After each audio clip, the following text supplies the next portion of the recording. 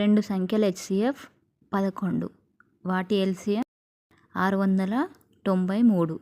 ఆ సంఖ్యలలో ఒకటి 77, రెండో దాన్ని కనుక్కోండి.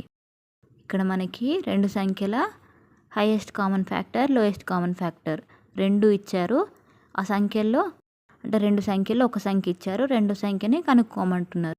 మనకి ఆల్రెడీ ఫార్ములా తెలుసు, product of two numbers is equal to HCF into LCM. Solution చూద్దాం. Product of two numbers is equal to LCM into HCF. ఇక్కడ ప్రోడక్ట్ ఆఫ్ టూ నెంబర్స్ అన్నారు. మనకి ఒక సంఖ్య 77 ఇచ్చారు, రెండో సంఖ్య తెలీదు. తెలియని దాన్ని A అనుకుందాం. A ఇంటూ మనకి ఇచ్చిన సంఖ్య 77. HCF ఎంత? 11.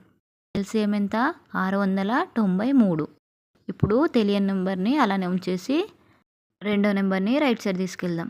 ఇక్కడ మల్టిప్లికేషన్లో ఉంది కాబట్టి రైట్ సైడ్ వస్తే డివిజన్ అవుతుంది.